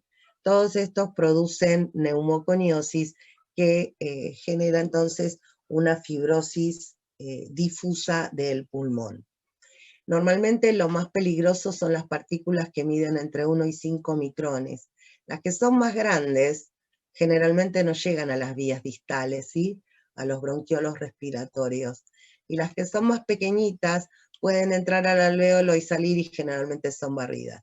Pero las que miden entre 1 y 5 micrones, esas partículas llegan hasta los alvéolos y pueden quedar retenidas y generan un proceso inflamatorio crónico que va llevando paulatinamente a la fibrosis pulmonar. Aquí tenemos un esquema donde vemos que cualquiera sea la causa, hay una injuria y una reparación permanente de este tejido y se va paulatinamente evolucionando hacia una fibrosis. Participan, por supuesto, distintas células como macrófagos y neutrófilos y los linfocitos, los que liberan factores profibrogénicos, ¿sí? Es decir, en este proceso de lesión y reparación, se va entonces a través de los distintos mediadores llevando a un proceso de fibrosis. En realidad el mecanismo exacto no se sabe, pero sí se cree que tenga un rol relevante el factor de crecimiento transformante beta, ¿sí? Que es fundamental en los procesos fibróticos, como ocurre en la pancreatitis crónica, como lo van a ver más adelante. Bien, ¿cuál es el cuadro clínico que tienen estas enfermedades restrictivas, pulmonares restrictivas crónicas que se producen por cuadros de fibrosis pulmonar? Va a haber una disnea progresiva a medida que avanza la enfermedad, va a haber tos no productiva y finalmente puede haber insuficiencia respiratoria y cianosis. Bien, vamos a ver ahora las patologías de origen vascular, ¿sí? Tenemos dos patologías de origen vascular, el tromboembolismo pulmonar y la hipertensión pulmonar. Ya hablamos un poco de estas patologías, vamos a resumir entonces todo lo que sabemos de estas patologías y agregar algunos conceptos. ¿Qué es un tromboembolismo pulmonar? Es la oclusión de la arteria pulmonar, sus primeras ramas o bifurcaciones, ¿sí?, de las arterias pulmonares, por trombos que se originan en el sistema venoso profundo y provocan alteraciones pulmonares y hemodinámicos con un riesgo elevado de muerte. El tromboembolismo pulmonar tiene un riesgo elevado de muerte, pero todo va a depender del tamaño, del número de trombos que haya y, por supuesto, del tamaño que tengan. A ver, ¿qué es lo que ocurre? En el sistema venoso profundo, por éxtasis venosa, es decir, en el sistema venoso de los miembros inferiores, por éxtasis venoso, por ejemplo, se generan trombos. Esos trombos se desprenden, se transforman en émbolos y viajan. Por eso se habla de tromboembolismo pulmonar. ¿Qué es lo que sucede? Esos trombos ingresan por aurícula derecha, ventrículo derecho, y llegan a través de la arteria pulmonar, donde según el tamaño puede quedar enclavado, o bien en alguna de las ramificaciones, ¿sí? Entonces, ¿qué es lo que va a ocurrir como resultado de esto? Va a haber un aumento en la presión de la arteria pulmonar, y se va a producir isquemia del parénquima pulmonar distal a la obstrucción. Lo mismo que ocurría cuando se producía una obstrucción a nivel de las coronarias, ¿sí? Pero acá vamos a tener algunas diferencias. Esto es un esquema donde tenemos resumido lo que vinimos diciendo hasta ahora respecto al tromboembolismo. ¿Y cómo se puede presentar? Fíjense que la mayoría de los tromboembolismos, de un 60 a un 80%, son clínicamente silenciosos. ¿Y por qué? Porque el tamaño de esos trombos es muy pequeño, no tiene expresión clínica y se lisan rápidamente. Sin embargo, un pequeño porcentaje, alrededor de un 5%, es lo que se llama tromboembolismo pulmonar masivo. Y esto puede ser porque hay múltiples trombos, émbolos mejor dicho, ¿sí? O bien porque se obstruye la arteria pulmonar principal o una de sus principales ramas. En esos casos, lo que ocurre es una insuficiencia cardíaca derecha aguda, shock y muerte de ese paciente, ¿sí? Es decir, cuando se produce la obstrucción de la arteria pulmonar principal o sus ramas principales, eso entonces provoca una insuficiencia cardíaca derecha aguda, shock y muerte del paciente. Otro porcentaje, entre un 10 y un 15%, se produce obstrucción de ramas medianas o pequeñas de la arteria pulmonar, ¿sí? En esos casos puede haber infarto pulmonar. ¿Pero de qué depende? Depende de la perfusión arterial bronquial, es decir, si la función cardiovascular no está comprometida, la irrigación arterial bronquial mantiene de alguna manera la perfusión y evita el infarto. Si no, se produce infarto pulmonar. Y hay un pequeño porcentaje, alrededor de 3%, de pacientes que sufren tromboembolismos pulmonares a repetición, ¿sí? Estos tromboembolismos a repetición van provocando un aumento en la resistencia, ¿sí? En la resistencia vascular, y esto va evolucionando entonces a una insuficiencia cardíaca derecha, pero en este caso va a ser de tipo crónica, ¿sí? Es decir, esos trombos repetidos generan aumento de la resistencia vascular, y entonces se va produciendo hipertensión pulmonar. En este caso, la insuficiencia cardíaca que se va a desarrollar es una insuficiencia cardíaca derecha, pero de tipo crónica. Entonces, cuando hay un tromboembolismo pulmonar es importante la función cardiovascular, ¿sí? Porque va a depender de eso si hay o no infarto del pulmón. Perdón, profe, ¿puedo hacer una pregunta? Sí, dale. Quería preguntar si, digamos, esos trombos, los émbolos, digamos. Son émbolos. Lo que pasa es que uno está acostumbrado a hablar de tromboembolismo, pero en realidad correcto es hablar de émbolo. Sí, por la distancia que viaja. Por eso disculpen si yo a veces, uno cuando habla a veces se confunde. Sí, decime. Quería saber si siempre venía de los miembros inferiores. En la mayoría de los casos sí. Ah, está bien. En la mayoría de los casos está asociado a alteraciones en el sistema venoso profundo, ¿sí? Que son de los miembros inferiores. Generalmente a éstasis venoso. En la clase que viene vamos a hablar un poco más de los trombos que se forman en el circuito venoso profundo, pero es en la mayoría de los casos lejos la causa del tromboembolismo pulmonar. Por eso la flebitis, que es, bueno, no me voy a meter a hablar de otras patologías, pero digamos, la flebitis, por ejemplo, que afecta al circuito venoso de los miembros inferiores, predispone a la formación de trombos, ¿sí? Hay distintas situaciones que predisponen a que se formen estos trombos en la circulación venosa profunda, ¿sí? Porque fíjense que los que se forman en el circuito arterial van hacia otros lados. ¿Contesté tu pregunta? Sí, gracias. No hay de qué. Bueno, ya hablamos entonces del tromboembolismo pulmonar, y lo importante a tener en cuenta es el tamaño de ese émbolo y en dónde impacta, ¿sí? Y es importante, como dijimos, la funcionalidad cardiovascular, porque eso va a evitar que se produzca infarto si la circulación bronquial arterial puede mantener entonces la perfusión medianamente de ese área para evitar que se infarte. ¿Qué pasa en la hipertensión pulmonar? Habíamos hablado un poco ya de la hipertensión pulmonar, vamos a poner, digamos, resumir todo lo que sabemos. Se produce entonces hipertensión pulmonar cuando la presión arterial pulmonar media es mayor o igual a 25 milímetros de mercurio.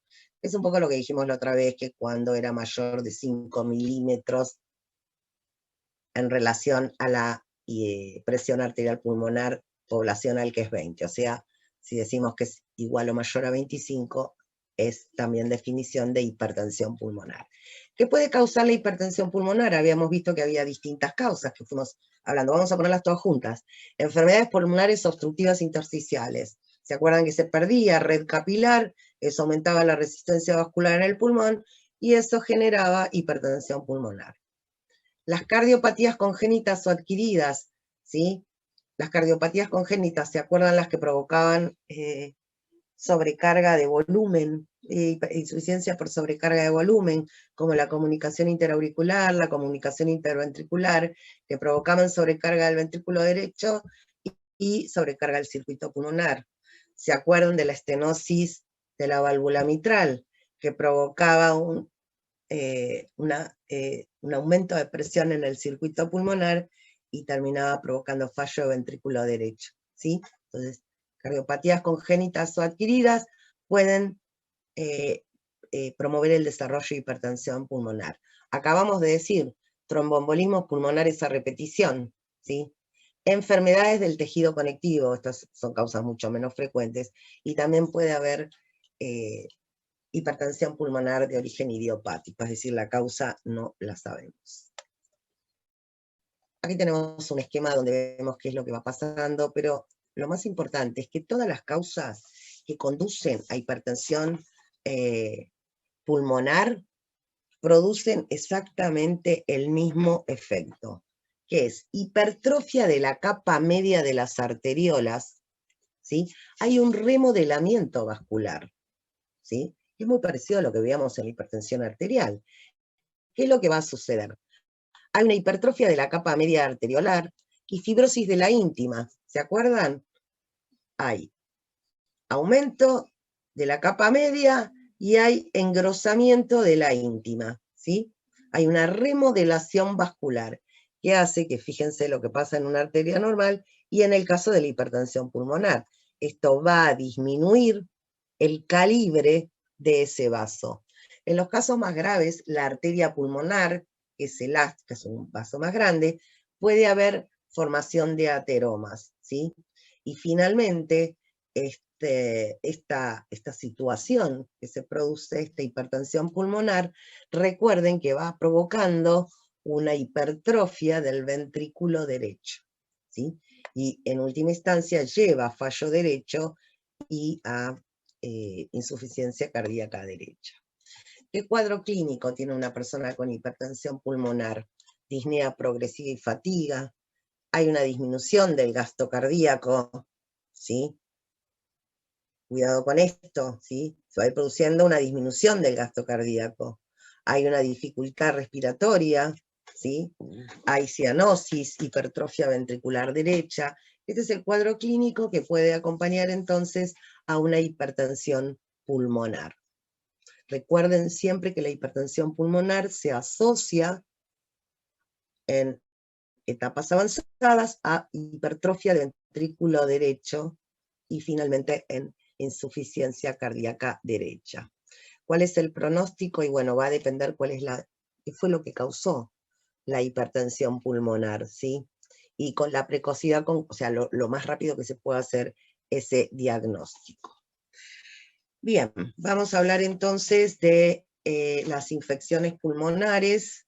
Yo voy a tratar de terminar esta clase a tiempo, pero es muy larga todas las patologías en una misma clase, pero al menos vamos a tener un conocimiento general de todas ellas. Las infecciones pulmonares, ¿sí? Vamos a hablar entonces, en este caso particular, de las infecciones pulmonares.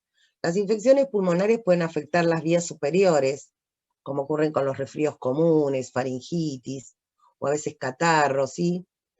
O pueden afectar las vías inferiores. Cuando se afecta el parénquima pulmonar fundamentalmente, hablo de neumonías. Entonces, a las neumonías, que es lo que vamos a hablar nosotros ahora, es la infección del parénquima pulmonar. Es decir, tengo un agente que lo que hace es provocar una reacción, un agente biológico que provoca una respuesta inflamatoria a nivel del parénquima pulmonar. Generalmente las neumonías se dividen en dos grandes grupos, las extrahospitalarias o comunitarias, que son las neumonías que uno desarrolla fuera de un hospital o de una clínica, y las intrahospitalarias, que son las neumonías que se adquieren estando hospitalizados. Se hace esta diferencia porque en realidad los microorganismos suelen ser más resistentes los que provocan las neumonías intrahospitalarias. Y generalmente estas neumonías intrahospitalarias, por supuesto, complican el cuadro de base que tenía esa persona que está hospitalizada, más aún si esa persona está en una unidad de cuidados intensivos. Vamos a hablar en primer lugar de las neumonías extrahospitalarias o comunitarias, y generalmente las neumonías extrahospitalarias bacterianas se producen después de una infección viral del tracto superior, ¿sí? por ejemplo, cualquier alteración, una faringitis, por ejemplo, virósica, generalmente se produce una neumonía extrahospitalaria. No quiere decir que en todos los casos ocurra, pero en la generalidad es esta forma secuencial. Estos son los principales bacterias que inducen neumonía extrahospitalaria.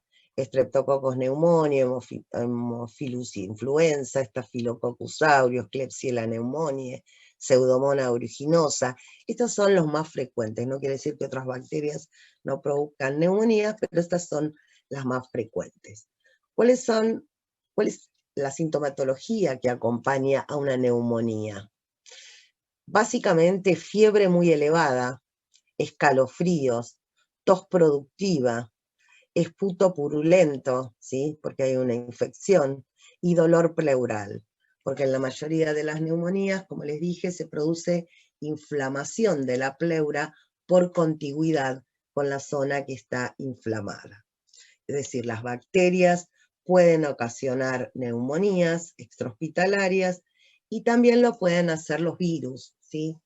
Los virus provocan neumonías extrahospitalarias. Los más frecuentes son los virus de la gripe A, de tipo A o B, ¿sí? Este tipo de virus generalmente de tipo A, suele generar epidemias y pandemias porque son virus altamente contagiosos. El adenovirus, rinovirus, el virus de la rubiola y de la varicela, y el famoso SARS-CoV-2, ¿sí? El SARS-CoV-2 produce neumonía, ¿sí? No en todos los pacientes, pero en muchos de los pacientes produce neumonía. Y en muchos casos esa neumonía es muy severa y se desarrolla un síndrome de distrés respiratorio agudo, ¿sí? Con las características que vimos antes. Este virus es pariente del virus de la gripe A y B, ¿sí? Es otro tipo. Este tipo de virus tiene, les voy a decir 2 o 3 palabras porque en realidad mucho no se sabe. Hay estudios así esporádicos, o mucha gente que habla sobre el tema, pero en realidad no hay muchos estudios, digamos, hay muy poco tiempo como para que se pueda hacer un estudio exhaustivo y contar bien cuál es el mecanismo. Yo lo que les voy a mencionar son algunas diferencias que hay con las neumonías producidas por otros virus, como por ejemplo el virus de la gripe A, ¿sí? Este tipo de neumonías provocadas por SARS-CoV-2 tienen tiempo de evolución, ¿sí? Es decir, el virus de la gripe hace una neumonía y la insuficiencia respiratoria se desencadena en el primer o segundo día, ¿sí? Y afecta todo el parénquima pulmonar. Después resuelve. ¿Qué pasa con el SARS-CoV-2? Una vez que aparecen los síntomas, ¿sí? La insuficiencia respiratoria, en caso que ocurra, aparece entre los 6 y 12 días. Es decir, ese microorganismo estuvo en el pulmón, trabajando, por decirlo de alguna manera, durante todo ese periodo. Este virus se sabe que tiene un receptor, que es el receptor de la enzima de conversión de angiotensina 2. Hay muchos de estos receptores a nivel de la nasofaringe, que es donde el virus ingresa y se replica. Después, algunos virus llegan hacia las partes de los bronquiolos distales terminales y ahí infectan las células alveolares, los neumocitos, y también los macrófagos, ¿sí? Entonces, los macrófagos infectados lo que hacen es liberar citoquinas y promueven el reclutamiento de linfocitos T. Estos son linfocitos, se cree que son linfocitos T memoria, que reaccionan cruzadamente con este virus, ¿sí? Entonces, ¿qué sucede? Esos linfocitos van a liberar citoquinas, ¿sí? Y factores quimiotácticos, van a traer más monocitos y más linfocitos T. los macrófagos infectados mueren, ¿sí? Muchos macrófagos mueren, pero a su vez ingresan muchos más monocitos que se transforman en macrófagos alveolares. Entonces esos macrófagos también se infectan, ¿sí? Lo que ocurre es que se mantiene como un loop de conexión entre los macrófagos y los linfocitos que van manteniendo y propagando esta infección. Otra de las características que presenta es que no es que toman rápidamente todo el pulmón, sino que van haciendo como focos, ¿sí? Como si fueran incendios forestales, todos desparramados.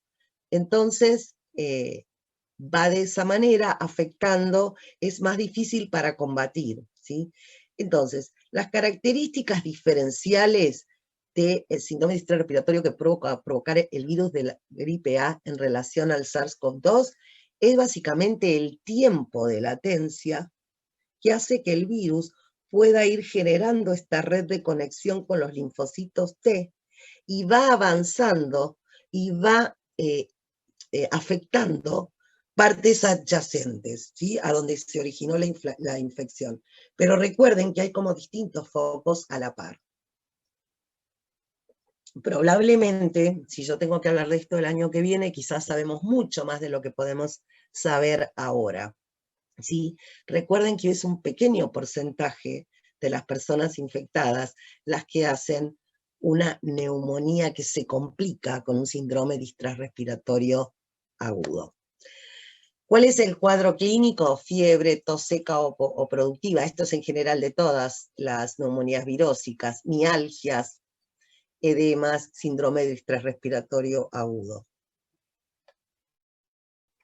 Tenemos por otro lado, dijimos, las neumonías intrahospitalarias, que eran aquellas que son neumonías graves, dijimos que eran por microorganismos un poco más resistentes, y que estas neumonías se adquieren durante el estadio, en un hospital, y generalmente son de origen bacteriano, y generalmente son del grupo de las pseudomonas, enterobacterias, son las principales bacterias que generan neumonías intrahospitalarias. Y hay algunos factores de riesgo como los individuos inmunodeprimidos, enfermedades crónicas, pacientes que tienen catéteres o sondas, que son fácilmente, por mucho tiempo, que son colonizados por estas bacterias, y también personas que están mucho tiempo con ventilación mecánica, ¿sí? Mayor la probabilidad de desarrollar una neumonía intrahospitalaria. Les quiero hablar dos palabras acerca de la neumonía por aspiración. Es una neumonía de origen químico que ocurre en pacientes débiles o inconscientes que aspiran contenido gástrico. Por ejemplo, personas que han tenido un accidente cerebrovascular en donde se ve afectado el reflejo de deglución, ¿sí? Pueden aspirar contenido graso no gástrico.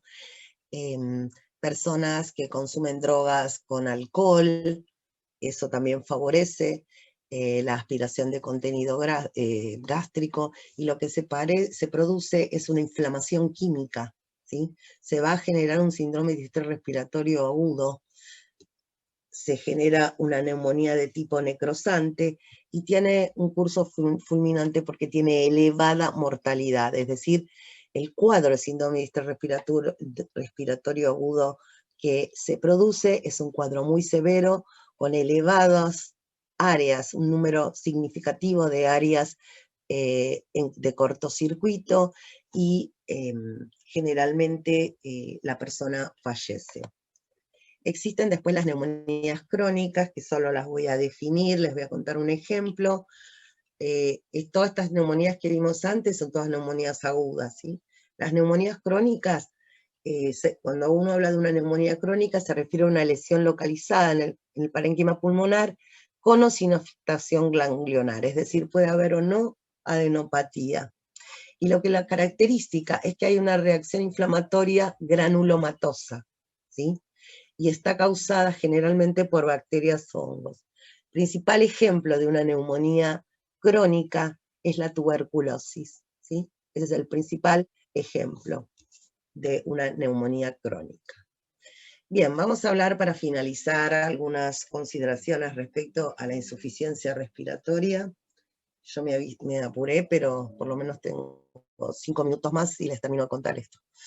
La insuficiencia respiratoria es un síndrome, ¿sí? Como todas las insuficiencias, que se caracteriza por presentar en sangre arterial una presión parcial de oxígeno menor a 60 milímetros de mercurio. Y como habíamos dicho hoy más temprano, puede ir acompañada o no de una presión parcial del dióxido mayor o igual a 50 milímetros de mercurio. Es decir, siempre que hay una insuficiencia respiratoria, siempre hay hipoxemia, lo que no hay siempre es hipercapnia. Generalmente se habla de hipoxemia cuando la presión parcial del oxígeno es menor a 80. Cuando es menor de 60 ya hablamos de insuficiencia respiratoria. Y para hablar de hipercapnia es cuando la presión parcial del dióxido es mayor a 45, ¿sí? Recuerden que hipoxemia no es lo mismo que hipoxia, ¿sí? La hipoxia es un menor aporte de oxígeno a los tejidos, ¿sí? En toda hipoxemia hay hipoxia, pero no en toda hipoxia hay hipoxemia. Recuerden bien esa diferencia. ¿Cuáles son las causas de hipoxemia? ¿Por qué puede haber hipoxemia? Porque hay hipoventilación alveolar, ¿sí? Por ejemplo, una alteración a nivel del centro respiratorio, consumo de sedantes, por ejemplo, ¿sí? Produce hipoventilación alveolar. En ese caso, esta causa de hipoxemia sí va acompañada de hipercapnia. La limitación de la difusión alveolo-capilar de oxígeno, ¿sí? Provoca hipoxemia. Los cortocircuitos que hablábamos antes, ¿sí? Cuando había alvéolos no ventilados hiperfundidos, ¿sí? Eso es una causa importante de hipoxemia. Y por supuesto, los desequilibrios de la relación ventilación alveolar-perfusión son las principales causas de hipoxemia en en la mayoría de las patologías. Y causas de hipercapnia, en realidad tenemos dos, la hipoventilación alveolar y algunos desequilibrios de la ventilación alveolar-perfusión que pueden cursar con, digamos, un aumento en la presión parcial del dióxido y por ende de hipercapnia. ¿Por qué no siempre hay hipercapnia? Porque esto es lo que ocurre, es decir, hay un desequilibrio en la ventilación alveolar-perfusión, esto produce, ¿sí?, una disminución de la presión parcial del oxígeno, entonces se estimula la hiperventilación, los quimiorreceptores responden y entonces el dióxido baja. Va a haber algunos casos en que esto no va a ocurrir y son los casos en que se va a retener el dióxido, pero en la mayoría de los casos el dióxido no se retiene. Aquí vemos un número de, digamos, una sintomatología relacionada con hipoxemia y con hipercapnia. En realidad hay algunos síntomas y signos que son característicos ya sea de hipoxemia o hipercapnia, si bien lo importante también es la enfermedad de base, la sintomatología que pueda tener. En el caso de una hipoxemia aguda, básicamente hay alteraciones a nivel del sistema nervioso central y del sistema cardiovascular, ¿sí? Las alteraciones del sistema nervioso central van desde incoordinación motora, somnolencia, hasta una depresión del centro respiratorio, ¿sí? Por la acidosis se produce una depresión del centro respiratorio. A nivel del sistema cardiovascular puede haber taquicardia, aumento de la presión arterial, pero si recuerdan, ¿sí?, la hipoxemia provocaba depresión miocárdica, ¿sí? Entonces, la hipoxemia provoca severas alteraciones a nivel del sistema cardiovascular y del sistema nervioso central. Por eso es importante el valor de la presión parcial del oxígeno. Recuerden que el diagnóstico de insuficiencia respiratoria es un diagnóstico bioquímico. Necesito conocer los gases en sangre para hablar o no de insuficiencia respiratoria. La hipoxemia crónica tiene menores, casi no tiene muchos síntomas porque se va dando de manera paulatina. Entonces puede haber falta de concentración o respuestas más lentas, pero digamos, no es como en el caso de un cuadro agudo, sino que al irse instaurando gradualmente, tiene una sintomatología menor. En el caso de la hipercapnia aguda, predominan las alteraciones del sistema nervioso central, y en el caso que la hipercapnia sea crónica, porque acá difiere si es un proceso agudo o crónico, en el caso que la hipercapnia sea crónica, generalmente se va adaptando a ese individuo y muchas de las veces es asintomática. Puede haber cefalea como resultado del proceso de la vasodilatación que se produce como a nivel de las arterias cerebrales por el aumento del dióxido. Y finalmente, aquí les quiero mostrar, no vamos a hablar de cada una de las patologías en particular, porque ya vinimos hablando durante toda la clase. Fíjense que tenemos aquí la clasificación de la insuficiencia respiratoria.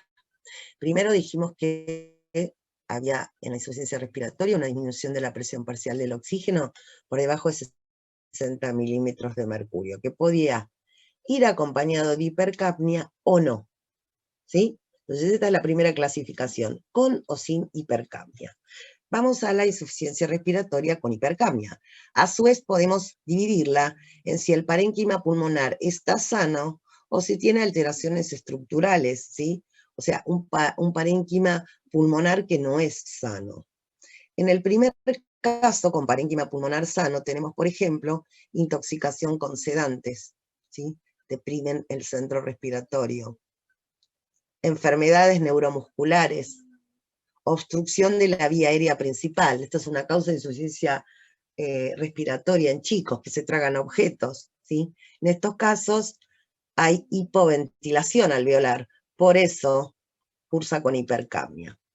Y en el caso de patologías insuficiencia respiratoria con hipercapnia, con parénquima pulmonar anómalo, como dice aquí, obedece a patologías como las enfermedades pulmonares obstructivas crónicas o agudización grave del asma. Normalmente son patologías obstructivas crónicas de larga evolución, con una importante destrucción y afectación de las vías aéreas y del parénquima pulmonar, y eso entonces hace que no pueda, por hiperventilación, eliminar el dióxido, ¿sí? Y después tenemos todo el grupo de insuficiencias respiratorias que cursan sin hipercapnia, y este tipo de insuficiencia respiratoria los podemos dividir en dos grandes grupos: enfermedades pulmonares obstructivas crónicas, ¿sí?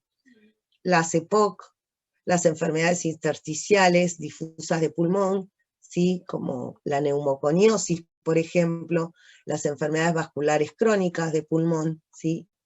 Como la hipertensión pulmonar, y en este caso, en las enfermedades pulmonares agudas, pueden ser o bien localizadas, como en el caso de las neumonías, o un tromboembolismo pulmonar agudo, o bien puede ser difusa, como pasa en el caso del edema pulmonar que puede ser, como vimos, cardiogénico o no cardiogénico, que es el que ocurría en el síndrome de distrés respiratorio del adulto. Bueno, chicos, hasta aquí llegó la clase. Traté de darles todo un pantallazo de todas las clases.